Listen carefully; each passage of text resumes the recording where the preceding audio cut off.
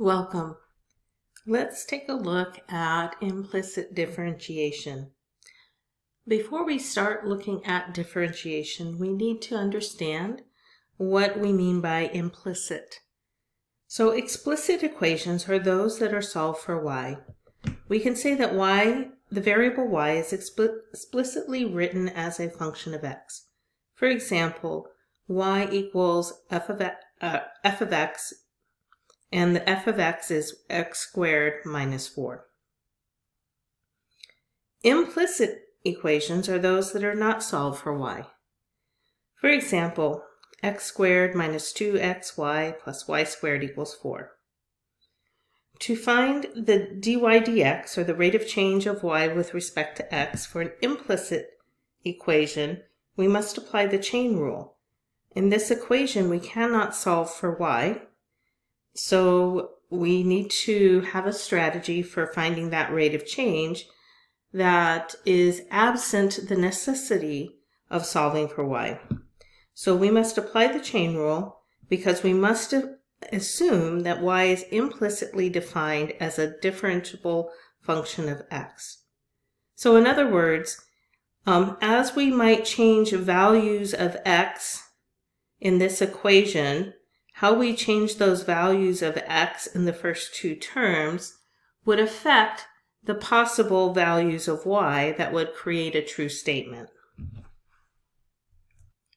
So let's talk about a general strategy for finding dy dx. So again, our goal would be to find the derivative dy dx. So the general strategy is to differentiate both sides of the equation with respect to x. Then, as we're differentiating both sides of the equation, we apply appropriate rules of differentiation that we've already developed. Note that since y is implicitly defined in terms of x, whenever we differentiate a term involving y, a factor of dy dx will result due to the chain rule.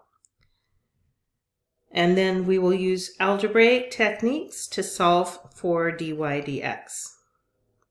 So let's go ahead and look at an example. So we want to use implicit differentiation to find dy dx for 3x squared minus 2y cubed equals 6.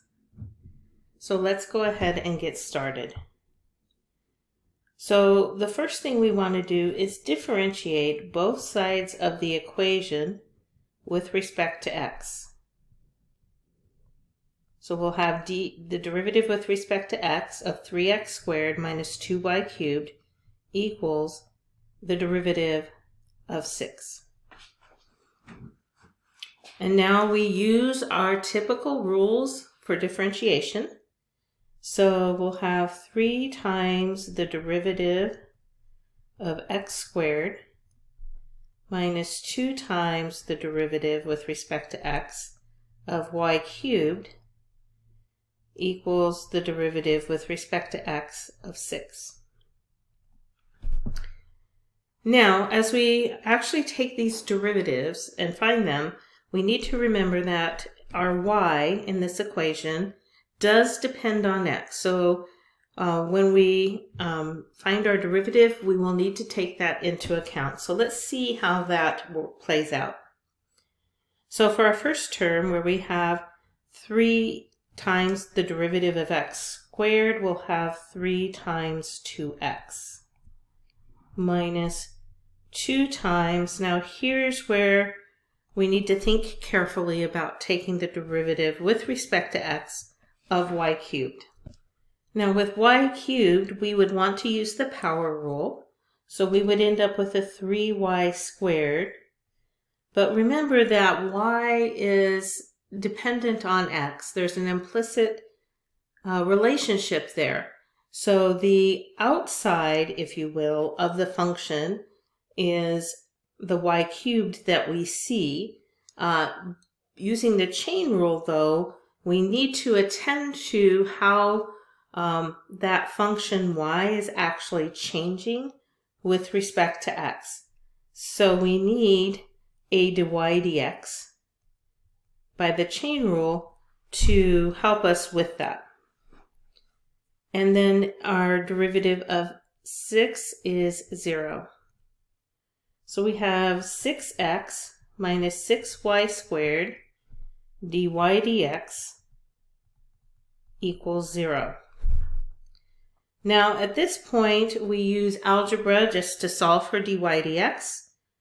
So actually I'm going to rewrite this as 6x, and I'm going to add the 6y squared dy dx to both sides of the equation. So if I add that 6y squared dy dx to both sides of the equation, I get 6x equals 6y squared times dy dx. And then now dividing by 6y squared on both sides of the equation, we get dy dx equals 6x over 6y squared. And the 6's certainly can divide out, becoming a 1. So our dy dx, or our rate of change for y with respect to x, is equal to x over y squared. Now, in this particular example, this equation, we can actually rewrite the equation y as a function of x and use our techniques we've already developed. And so what we're going to do is we're going to go ahead and do that to kind of illustrate this notion that this dy dx, this extra factor that we get when we apply the derivative because of the chain rule, that makes sense, and that we will actually end up with the same derivative. And so in a roundabout way that can help validate this strategy. So let's go ahead and do that. So we have 3x squared minus 2y cubed equals 6. So I can rewrite that as negative 2y cubed equals negative 3x squared plus 6, which then can be rewritten as y cubed equals negative 3x squared plus 6 divided by negative 2. That is positive 3 halves x squared minus 3. Just separating the numerator, so negative 3x squared over negative 2 plus 6 over negative 2. And then we can take the cube root of both sides of that equation, or to the 1/3 power, and we have y equals 3 halves x squared minus 3 to the 1/3 power. Now in this particular case, we now have a unique function that is equivalent through various algebraic steps to the original equation. So let's go ahead and find our derivative of this function. So dy dx is equal to, now we have an argument to the 1/3 power, so we will use the power rule.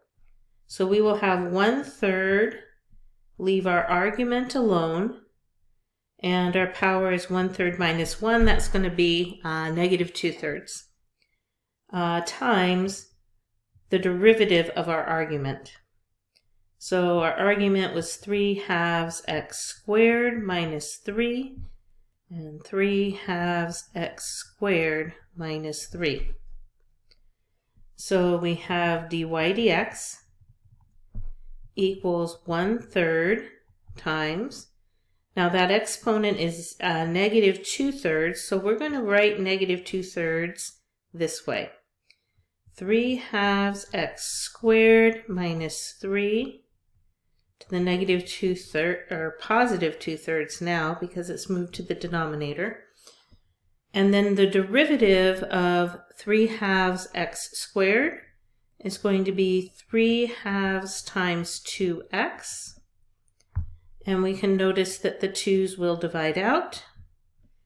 And then we can also notice that we have a 3 as a factor in our denominator and a 3 that is a factor in our numerator.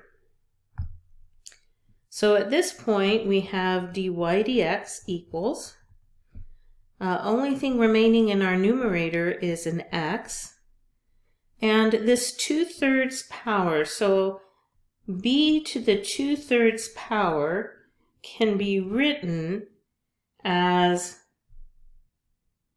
b to the 1/3 power squared, because when we work with exponents, a base to a power, again raised to a second power, you multiply those exponents, and 1/3 times 2 is 2/3. So we're going to rewrite this as 3/2 x squared minus 3 to the 1/3 power, and now we're going to square that. And now what I want you to notice is up here, when we started taking our derivative, we stated that 3/2 x squared minus 3 to the 1/3 power is y. So what we're going to do is we're going to replace that 3/2 x squared minus 3 to the 1/3 power, replace that with y. And so we end up with dy dx is equal to x over y squared. And see, our derivatives in this case match. I hope you find this helpful.